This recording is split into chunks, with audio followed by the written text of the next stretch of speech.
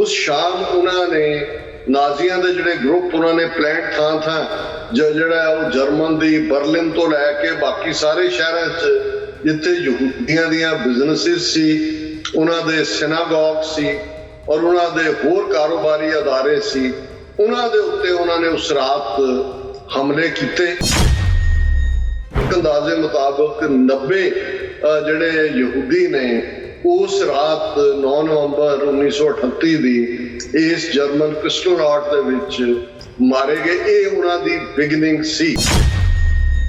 इस दिन नूं अज भी दुनिया भर दे विच यहूदी बाद बेशक 6 मिलियन यहूदी मारे गए, उन्हां दे अपने दिन ने याद करन दे, पर जर्मन क्रिस्टलनाट नूं नहीं भुल्ले कि भी जे उस दिन जो होया ਉਹਨੂੰ यूरोप अमेरिका बाकी सीरीयसली लैंदे कि यहूदियां नाल की होण जा रहा है, ते फिर जिहड़े 6 मिलियन मारे गए वो नहीं सी मरने। एंड इस मौके ते 9 नवंबर नूं KFC वालियां ने जिहड़ा अपना मैसेज दिता है, it is memorial day for Kristallnacht, treat yourself with more tender cheese on your crispy chicken now at KFC cheese। जो ही ये मैसेज बाहर गया एकदम यहूदियां ने और बाकी भी जड़े सिविल सोसाइटी वाले ने उन्होंने इस किस्म का जड़ा वावेला इस दे उत्ते कीता कि 1 घंटे दे बाद उन्होंने सॉरी मैसेज पोस्ट किया। We are very sorry. We will check our internal processes immediately so that this doesn't happen again. Please excuse this error.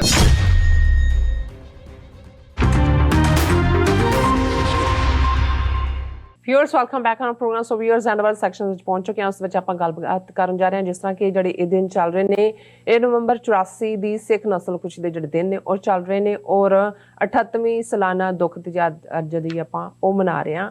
ਸੋ ਸਿੱਖ ਕੌਮ ਦਾ ਜਿਹੜਾ ਇੱਕ ਵੱਡਾ ਜਿਹੜਾ ਹਿੱਸਾ ਹੈ ਅੱਜ ਵੀ ਗਫਲਤ ਦੀ ਜਿਹੜੀ ਨੀਂਦ ਹੈ ਉਸ ਵਿੱਚ ਸੁੱਤਾ ਹੈ ਔਰ 84 ਵਰੇ ਪਹਿਲਾਂ ਜਰਮਨੀ ਵਿੱਚ ਨਵੰਬਰ ਦੇ ਮਹੀਨੇ ਯਹੂਦੀਆਂ ਦੀ ਨਸਲਕੁਸ਼ੀ ਦੀ ਸ਼ੁਰੂਆਤ ਹੋਈ ਸੀ ਔਰ ਇਸ ਦੌਰਾਨ ਯਹੂਦੀਆਂ ਦੇ ਬਿਜ਼ਨੈਸਿਸ ਅਤੇ ਸਿਨਾਗੋਗਸ ਉੱਤੇ ਹਮਲੇ ਕੀਤੇ ਗਏ ਸਨ।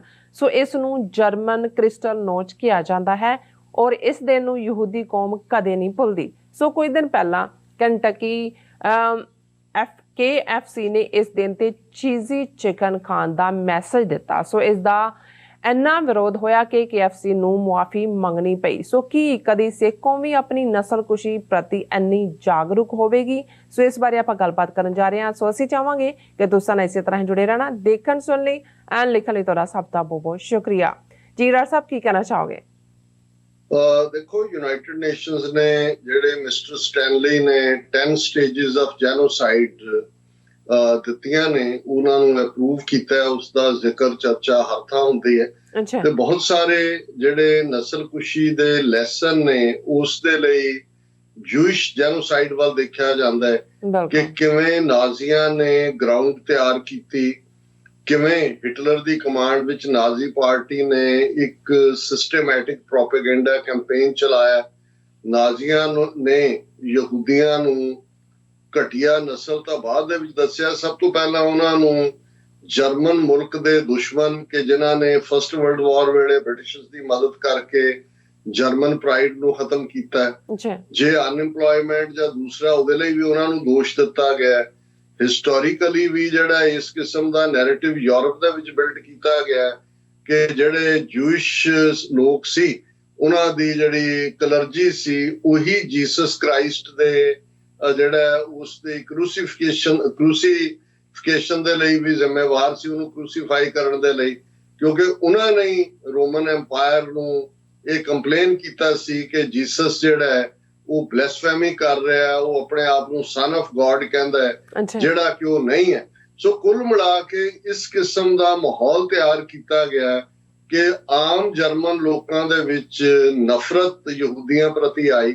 ਪਰ ਜਿਹੜਾ ਪਾਰਟ ਜਿਵੇਂ 10 ਸਟੇजेस ਆਫ ਨਸਲਕੁਸ਼ੀਆਂ ਦਾ ਹੈ ਕਿ ਫਿਰ ਜਦੋਂ ਇਸ ਲੈਵਲ ਦੇ ਉੱਤੇ ਨਫ਼ਰਤ ਦਾ ਦੌਰ ਦੌਰਾ ਪੂਰਾ ਹੋ ਜਾਂਦਾ ਹੈ, ਜਿਹੜੀ ਆਰਗੇਨਾਈਜੇਸ਼ਨ ਨੇ ਇਹ ਐਗਜ਼ੀਕਿਊਟ ਕਰਨਾ ਉਹ ਆਰਗੇਨਾਈਜੇਸ਼ਨ ਨੂੰ ਵੀ ਸਰਕਾਰੀ ਹਮਾਇਤ ਵੀ ਹੈ, ਕਿ ਐਗਜ਼ੀਕਿਊਟ ਕਿਵੇਂ ਕਰਨਾ ਹੈ। ਫਿਰ ਇੱਕ ਦਿਨ ਉਹ ਕਲੈਕਟਿਵਲੀ ਰੱਖਦੇ ਨੇ ਉਹਦੀ ਸ਼ੁਰੂਆਤ ਲਈ, ਹਾਲਾਂ ਭਾਵੇਂ ਉਹ ਫਿਰ ਕਿੰਨੇ ਵਰੇ ਅੱਗੋਂ ਲਿੰਗਰ ਆਨ ਹੁੰਦਾ ਰਹੇ। ਸੋ ਇਸ ਕਰਕੇ ਜਦੋਂ ਜੂਇਸ਼ ਜੈਨੋਸਾਈਡ ਦੀ ਗੱਲ ਹੁੰਦੀ ਹੈ ਤੇ 9 ਨਵੰਬਰ 1938 ਦਾ ਦਿਨ ਉਸ ਦਾ ਖਾਸ ਮੈਂਸ਼ਨ ਹੁੰਦਾ ਹੈ ਔਰ ਉਸ ਨੂੰ ਜਰਮਨ ਕ੍ਰਿਸਟਲਨਾਟ ਕਰਕੇ ਕਿਹਾ ਜਾਂਦਾ ਹੈ। ਕ੍ਰਿਸਟਲਨਾਟ ਜਰਮਨ ਜ਼ਬਾਨ ਦਾ ਲਫ਼ਜ਼ ਹੈ ਜਿਸ ਦਾ ਮਤਲਬ ਹੈ ਬ੍ਰੋਕਨ ਗਲਾਸਿਸ, ਟੁੱਟੇ ਹੋਏ ਸ਼ੀਸ਼ੇ। ਹੁਣ ਇਹ 9 ਨਵੰਬਰ 1938 ਨੂੰ ਕੀ ਐਸਾ ਹੋਇਆ ਕਿ ਜਰਮਨ ਕ੍ਰਿਸਟਲਨਾਟ ਬਣਿਆ ਔਰ ਐਕਚੁਅਲੀ ਯਹੂਦੀ ਵੀ ਔਰ ਬਾਕੀ ਵੀ ਇਹਨੂੰ ਉਹ ਬਿਗਨਿੰਗ ਡੇ ਮੰਨਦੇ ਨੇ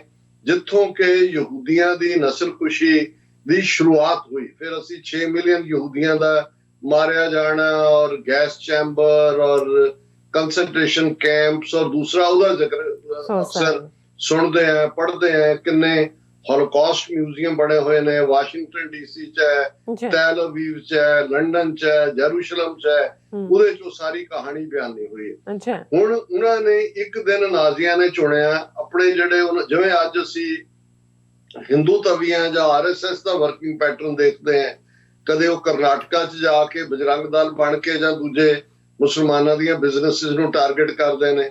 ਇੱਕ ਗਰੁੱਪ ਉਹਨਾਂ ਦਾ ਵਿਸ਼ਵ ਹਿੰਦੂ ਪਰਿਸ਼ਦ ਦੇ ਥੱਲੇ ਉਹਨਾਂ ਨੇ ਮਸੀਤਾਂ ਨੂੰ ਮੰਦਰਾਂ 'ਚ ਕਨਵਰਟ ਕਰਨ ਦੀ ਲਾਈਨ ਲਈ ਹੋਈ ਹੈ, ਜੋ ਬਾਬਰੀ ਮਸੀਤ ਜਾਂ ਹੁਣ ਗਿਆਨ ਵਿਆਪੀ ਮਸੀਤ ਜਾਂ ਮਥੁਰਾ ਦੀ ਮਸੀਤ ਹੈ। ਇਸੇ ਤਰ੍ਹਾਂ ਸਿੱਖਾਂ ਦੇ ਹਵਾਲੇ ਨਾਲ ਉਹਨਾਂ ਨੇ ਉਸ ਕਿਸਮ ਦਾ ਨਫ਼ਰਤ ਦਾ ਮਾਹੌਲ 1978-79 ਤੋਂ ਬਣਾਉਣਾ ਸ਼ੁਰੂ ਕੀਤਾ ਔਰ ਕਿਸ ਅੰਦਾਜ਼ ਦੇ ਵਿੱਚ ਫਿਰ ਜਿਹੜੀ ਸਿੱਖ ਨਸਲਕੁਸ਼ੀ ਪਹਿਲਾਂ ਫੁੱਲ ਸਕੇਲ ਅਟੈਕ ਉਹ ਤਾਂ ਸਟੇਟ ਸਪਾਂਸਰਡ ਸੀ, ਲੇਕਿਨ ਨਵੰਬਰ 84 ਦੀ ਫਿਰ ਦੂਸਰੀ ਨਸਲਕੁਸ਼ੀ ਕਿਵੇਂ ਸਟੇਟ ਸਪਾਂਸਰਡ ਔਰ ਕਿਵੇਂ ਉਹਨਾਂ ਨੇ ਕੀਤਾ ਹੈ।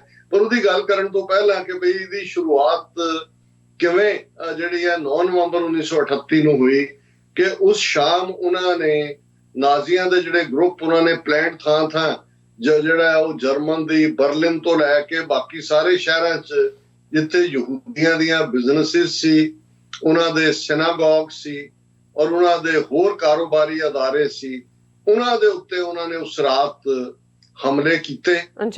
ਉਹਨਾਂ ਦੇ ਸ਼ੀਸ਼ਿਆਂ ਵਾਲੇ ਜਿਹੜੇ ਦਰਵਾਜ਼ੇ ਤੋੜੇ, ਉਹਨਾਂ ਦੀਆਂ ਜਿਹੜੀਆਂ ਬੁੱਕਸ ਜਾਂ ਜਿੱਥੇ ਉਹਨਾਂ ਦਾ ਲਿਟਰੇਚਰ ਸੀ ਉਹਦੀ ਬੋਨਫਾਇਰ ਬਣਾਈ, ਉਹਨਾਂ ਨੂੰ ਅੱਗਾਂ ਲਾ ਕੇ ਸਾੜਿਆ ਔਰ ਕੁਛ ਥਾਂ ਤੇ ਉਹਨਾਂ ਨੇ ਯਹੂਦੀਆਂ ਨੂੰ ਕੁੱਟ ਕੇ ਮਾਰਿਆ ਔਰ ਇੱਕ ਅੰਦਾਜ਼ੇ ਮੁਤਾਬਕ 90 ਜਿਹੜੇ ਯਹੂਦੀ ਨੇ ਉਸ ਰਾਤ 9 ਨਵੰਬਰ 1938 ਦੀ ਇਸ ਜਰਮਨ ਕ੍ਰਿਸਟਲਨਾਟ ਦੇ ਵਿੱਚ ਮਾਰੇ ਗਏ। ਇਹ ਉਹਨਾਂ ਦੀ ਬਿਗਨਿੰਗ ਸੀ ਔਰ ਇਸ ਦਾ ਜ਼ਿਕਰ ਹੁੰਦਾ ਹੈ ਜਦੋਂ ਵੀ ਜੂਇਸ਼ ਜਿਹੜੀ ਹੈ ਉਹ ਹੋਲੋਕਾਸਟ ਦੀ ਗੱਲ ਹੁੰਦੀ।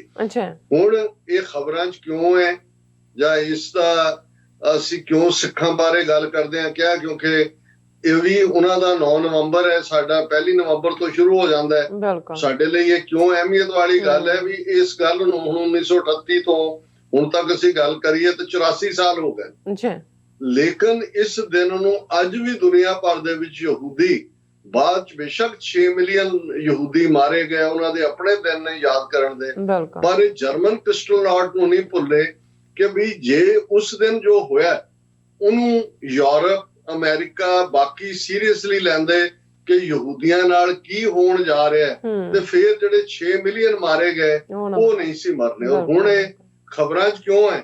ਹੁਣ ਕੈਂਟਕੀ ਫਰਾਈਡ ਚਿਕਨ KFC ਇਹ ਚੇਨ ਜਿਹੜੀ ਹੈ ਇਹ ਇੰਟਰਨੈਸ਼ਨਲ ਚੇਨ ਹੈ, ਜ਼ਾਹਰ ਹੈ ਕੈਂਟਕੀ ਫਰਾਈਡ ਚਿਕਨ ਆਪਣੇ ਇਸ ਪ੍ਰੋਡਕਟ ਨੂੰ ਵੇਚਦਾ ਹੈ ਔਰ ਦੁਨੀਆ ਭਰ ਦੇ ਵਿੱਚ ਜਿਵੇਂ ਪੀਜ਼ਾ ਔਰ ਪੀਜ਼ਾ ਹਟਸ ਔਰ ਪੀਜ਼ੇ ਦੇ ਕਿੰਨੇ ਬ੍ਰਾਂਡ ਆ ਗਏ ਨੇ, ਉਹਨਾਂ ਨੇ ਆਪਣੀ ਮਾਰਕੀਟ ਬਣਾਈ ਹੋਈ ਹੈ। ਹੁਣ ਜਰਮਨ ਦੇ ਵਿੱਚ ਵੀ KFC, ਮੈਂ ਇਹਦੀ ਐਬਰੀਵੇਸ਼ਨ ਇਸਤੇਮਾਲ ਕਰਾਂਗਾ।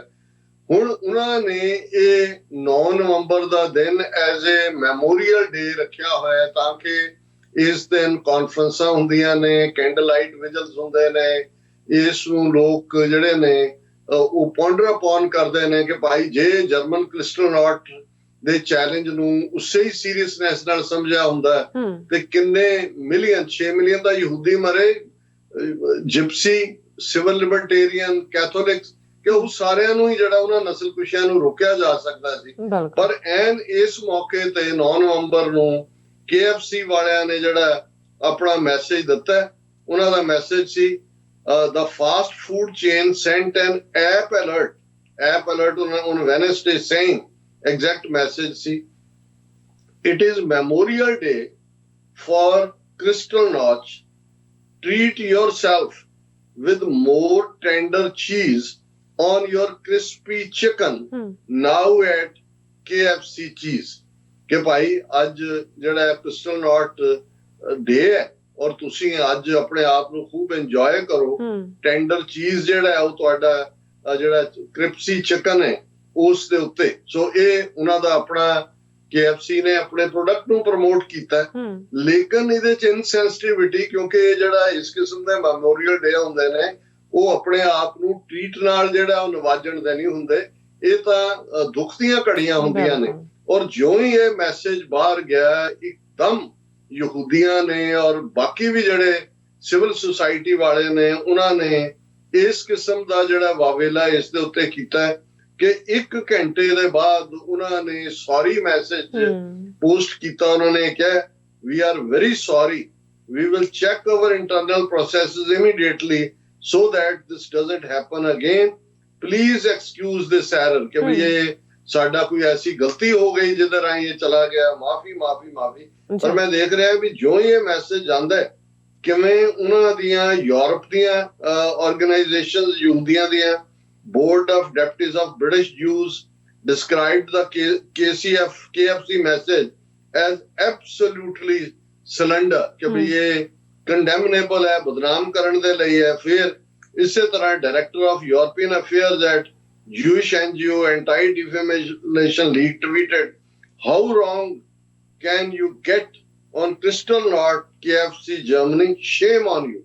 So मैं ये कहना चाहता भी उन्होंने दा माफीनामा again ਉਹਨਾਂ ਨੇ ਫਿਰ ਪੋਸਟ ਕੀਤਾ ਕਿ ਭਾਈ sincerely we apologize for unplanned, insensitive, unacceptable message and said ਇਹ ਸਾਰਾ ਉਹਨਾਂ ਦਾ ਲੰਬਾ ਚੌੜਾ ਹੈ। ਪਰ ਮੈਂ ਜਿੱਥੇ ਅਸੀਂ ਦੁਨੀਆ 'ਚ ਕਿਤੇ ਵੀ ਕੁਛ ਐਸਾ ਵਾਪਰਿਆ ਦੁਖਦਾਈ, ਉਸ ਨੂੰ ਉਹਨਾਂ ਦੀਆਂ ਹਮਦਰਦੀਆਂ ਨਾਲ ਸਾਡੀਆਂ ਹਮਦਰਦੀਆਂ ਨੇ।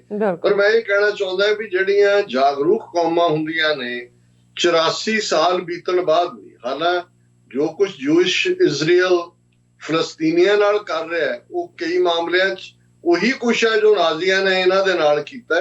ਹਾਲਾਂ ਚਾਹੀਦਾ ਤਾਂ ਇਹ ਸੀ ਕਿ ਇਜ਼ਰਾਈਲ ਜੇ ਬਣ ਵੀ ਗਿਆ ਇੱਕ ਐਸੀ ਆਈਡੀਅਲ ਸਟੇਟ ਹੁੰਦੀ ਕਿ ਲੋਕਾਂ ਨੂੰ ਲੱਗਦਾ ਕਿ ਨਹੀਂ ਇਹਨਾਂ ਦੇ ਵਿੱਚ ਔਰ ਨਾਜ਼ੀਆਂ ਦੇ ਵਿੱਚ ਫਰਕ ਹੈ, ਔਰ ਨਾਜ਼ੀਆਂ ਨੇ ਕੀ ਜ਼ੁਲਮ ਕੀਤੇ, ਇਹਨਾਂ ਨੇ ਆਪਣੀਆਂ ਘੱਟ ਗਿਣਤੀਆਂ ਨੂੰ, ਆਪਣੀਆਂ ਦੂਸਰੀਆਂ ਕੌਮੀਅਤਾਂ ਨੂੰ ਜਿਹੜੀ ਹੈ ਉਹ ਮਹਿਫੂਜ਼ ਰੱਖਿਆ। ਇਹ ਵੱਖਰੀ ਗੱਲ ਹੈ, ਲੇਕਿਨ ਮੈਂ ਤਾਂ ਇਹਦੀ ਜਾਗਰੂਕਤਾ ਦੀ ਗੱਲ ਕਰ ਰਿਹਾ ਕਿ 80 ਸਾਲ ਬਾਅਦ ਵੀ ਉਹਨਾਂ ਨੇ ਬਿਲਕੁਲ ਆਪਣੇ ਉਹ ਜਿਹਨੂੰ ਕਹਿੰਦੇ ਨੇ ਵੀ ਐਂਟੀਨੇ ਚੁੱਕੇ ਹੋਏ ਨੇ ਵੀ ਕੀ ਐਸਾ ਹੁੰਦਾ ਹੈ ਜਿਹੜਾ ਜਿਹਨੂੰ ਉਹ ਇੱਕਦਮ ਰਿਵਰਸ ਕਰਵਾਉਂਦੇ ਨੇ। ਪਰ 38 ਸਾਲ ਬਾਅਦ ਵੀ ਜੇ ਅਸੀਂ ਇਸ ਕਿਸਮ ਦੇ ਦਿਨਾਂ ਦੇ ਮੌਕਿਆਂ ਦੇ ਉੱਤੇ ਸੋਸ਼ਲ ਮੀਡੀਆ ਜਿਹਦੇ ਤੇ ਹਿੰਦੂਤਵੀ ਔਰ ਦੂਸਰੇ ਹਾਵੀ ਨੇ ਦੇਖੀਏ ਤੇ ਉਹ ਕੋਈ ਘਟਨਾ ਕਿਤੇ ਵਾਪਰ ਜਾਏ ਤੇ ਉਹਨਾਂ ਨੇ ਕਮੈਂਟ ਲਿਖਿਆ ਹੁੰਦਾ ਕਿ ਨਵੰਬਰ 84 ਆਪਕੋ ਭूल गए क्या, ਜਾਂ ਹੁੰਦਾ ਕਿ ਆਪਕੋ ਨਵੰਬਰ 84 ਸਿੱਖੋਂ ਕੋ ਇੱਕ ਔਰ ਨਵੰਬਰ 84 की जरूरत है। ਸੋ ਮੈਂ ਇਸ ਕੰਟੈਕਸਟ ਦੇ ਵਿੱਚ ਕਹਿਣਾ ਚਾਹੁੰਦਾ ਕਿ ਵੀ ਜੇ ਅਸੀਂ ਆਪਣੀਆਂ ਅਗਲੀਆਂ ਨਸਲਾਂ ਨੂੰ 38 ਸਾਲਾਂ 'ਚ ਆਲਮੋਸਟ 2 ਨਸਲਾਂ 20-20 ਸਾਲ ਦੀ ਜਨਰੇਸ਼ਨ ਹੁੰਦੀ ਹੈ ਉਹ ਬੀਤ ਗਈਆਂ ਨੇ, ਤੇ ਜੇ ਸਾਨੂੰ ਵੀ ਇਹ ਯਾਦ ਨਹੀਂ ਹੈ ਔਰ ਇਹ ਦੁਖਦਾਈ ਗੱਲ ਹੈ ਜਿਵੇਂ ਆਸਟ੍ਰੇਲੀਆ ਦੇ ਹਵਾਲੇ ਨਾਲ ਸਾਡੇ ਵੀਰ ਦੱਸ ਰਹੇ ਸੀ ਕਿ ਭਾਈ ਕਿਵੇਂ ਇਹਨਾਂ ਦਿਨਾਂ ਦੇ ਵਿੱਚ ਕੌਣ ਹੈ ਜਿਹੜਾ ਇਹ ਪਲਾਨ ਕਰਦਾ ਹੈ ਕਿ ਉਦੋਂ ਤੁਸੀਂ ਗਵਈਏ ਸੱਦ ਕੇ ਸ਼ੋਅ ਕਰੋ, ਨੱਚਣ ਗਾਣ ਔਰ ਉਸ ਕਿਸਮ ਦਾ ਪਾਰਟ ਰੱਖੋ। ਇਹ ਜਾਣ ਬੁੱਝ ਕੇ ਉਹੀ ਏਜੰਸੀਆਂ ਤਾਂ ਇੱਕ ਆਪਣੀ ਥਾਂ ਕੰਮ ਕਰਦੀਆਂ ਨੇ, ਪਰ ਸਾਡਾ ਵੀ ਇੱਕ ਵੱਡਾ ਤਬਕਾ ਜਿਹਨਾਂ ਨੂੰ ਲੱਗਦਾ ਹੈ ਕਿ ਬਈ ਉਹ ਉਹਨਾਂ ਨਾਲ ਹੋਇਆ ਸੀ, ਸਾਡੇ ਨਾਲ ਨਹੀਂ ਹੋਇਆ ਜਾਂ ਸਾਡੇ ਨਾਲ ਨਹੀਂ ਹੋਣਾ। ਮੈਂ ਸਮਝਦਾ ਵੀ ਜਿਹੜੀਆਂ ਕੌਮਾਂ ਇਹ ਸਮਝਦੀਆਂ ਨਹੀਂ ਕਿ ਉਹਨਾਂ ਦੇ ਨਾਲ ਕੀ ਹੋ ਰਿਹਾ, ਬਾਰ-ਬਾਰ ਉਹਨਾਂ ਨੂੰ ਫਿਰ ਉਹਦੇ ਚੋਂ ਗੁਜ਼ਰਨਾ ਪੈਂਦਾ ਹੈ, ਬਾਰ-ਬਾਰ ਉਸ ਚੋਂ ਜਿਹੜਾ ਉਸ ਤਕਲੀਫ ਚੋਂ ਉਹਨਾਂ ਨੂੰ ਗੁਜ਼ਰਨਾ ਪਏਗਾ। ਔਰ ਇਹੀ ਗੱਲ ਜਦੋਂ ਅਸੀਂ ਮਿਲਾਨ ਕੁੰਦਰਾ ਦੀ ਗੱਲ ਕਰਦੇ ਹਾਂ ਕਿ ਦਾ ਐਕਚੁਅਲ ਜਿਹੜੀ ਸਟਰਗਲ ਹੈ that is between remembering and forgetting। ਸੋ ਅਸੀਂ ਕਿਉਂਕਿ ਨਵੰਬਰ ਦੀਆਂ ਇਹਨਾਂ ਤਰੀਕਾਂ ਦੇ ਵਿੱਚ ਹੀ ਗੱਲ ਕਰ ਰਹੇ ਹਾਂ ਜਦੋਂ ਕਿ ਸਿੱਖ ਨਸਲਕੁਸ਼ੀ ਹੋਈ। ਅਸੀਂ lest we forget, ਅਸੀਂ ਕਦੇ ਨਾ ਭੁੱਲੀਏ ਨਾ ਜ਼ਾਲਮ ਨੂੰ, ਨਾ ਦੁਸ਼ਮਣ ਨੂੰ, ਨਾ ਨਸਲਕੁਸ਼ੀ ਕਰਨ ਵਾਲਿਆਂ ਨੂੰ, ਪਰ ਨਾਲ ਦੀ ਨਾਲ ਉਹਨਾਂ ਨਸਲਕੁਸ਼ੀਆਂ ਚੋਂ ਜੇ ਯਹੂਦੀਆਂ ਨੇ 1938 ਦੇ ਜਰਮਨ ਕ੍ਰਿਸਟਲਨਾਟ ਜਾਂ ਬਾਅਦ ਦੀ 6 ਮਿਲੀਅਨ ਚੋਂ ਉਹਨਾਂ ਨੇ ਆਪਣਾ ਮੁਲਕ ਇਜ਼ਰਾਈਲ ਕੱਢਿਆ ਤੇ ਘੱਟੋ ਘੱਟ ਅਸੀਂ ਜਿਹੜਾ ਇੰਡੀਆ ਨਸਲਕੁਸ਼ੀਆਂ ਜੂਨ 84, ਨਵੰਬਰ 84, ਇੱਕ ਦਹਾਈ ਫੇਰ ਅੱਜ ਵੀ ਫੇਸ ਕਰ ਰਹੇ ਹਾਂ। ਅਸੀਂ ਵੀ ਆਪਣਾ ਮੁਲਕ ਦਰਿਆਏ ਜਮਨਾ ਤੋਂ ਵਾਗਾ ਤੱਕ ਇੰਡੀਪੈਂਡੈਂਟ ਸੋਵਰਨ ਨੇਸ਼ਨ ਖਾਲਿਸਤਾਨ ਕੱਢੀਏ, ਇਹੀ ਸਾਡਾ ਨਿਸ਼ਾਨਾ ਹੋਣਾ ਚਾਹੀਦਾ। ਜੀ ਡਾਕਟਰ ਸਾਹਿਬ, ਤੁਹਾਡਾ ਬਹੁਤ ਬਹੁਤ ਸ਼ੁਕਰੀਆ। ਤੁਸੀਂ ਆਪਣੇ ਵਿਚਾਰ ਸਾਡੇ ਦਰਸ਼ਕਾਂ ਨਾਲ ਸਾਂਝੇ ਕੀਤੇ ਨੇ। ਸੋ ਇਸ ਤਰ੍ਹਾਂ ਆਪਣੇ ਵਿਊਅਰਸ ਕੋਲ ਲੈਣੇ ਇਜਾਜ਼ਤ। ਵਿਊਅਰਸ, ਸਾਡੇ ਪ੍ਰੋਗਰਾਮ ਦਾ ਸਮਾਂ ਇੱਥੇ ਸਮਾਪਤ ਹੁੰਦਾ ਹੈ। ਤੁਸੀਂ ਆਪਣੀ ਰਾਏ ਤੇ ਸੁਝਾਅ ਸਾਨੂੰ ਭੇਜਣਾ ਭੁੱਲਣਾ ਸਾਡੇ ਇਸ ਪਤੇ ਤੇ SOS@tv84.tv ਤੇ ਅਸੀਂ ਆਪਣਾ ਪ੍ਰੋਗਰਾਮ ਲੈ ਕੇ ਫਿਰ ਦੁਬਾਰਾ ਤੁਹਾਡੇ ਰੂਬਰੂ ਹੋਵਾਂਗੇ। ਤਦ ਤੱਕ ਲਈ ਮੈਨੂੰ ਤੇ ਆਪਣਾ ਸੁਣਾ ਗਿਆ ਦੋ। ਦੇਖਦੇ ਰਹੋ TV84। ਬੁਲਾ ਦਿਓ ਫਤਿਹ। ਵਾਹਿਗੁਰੂ ਜੀ ਕਾ ਖਾਲਸਾ, ਵਾਹਿਗੁਰੂ ਜੀ ਕੀ ਫਤਿਹ। ਰੱਬ ਰਾਖਾ।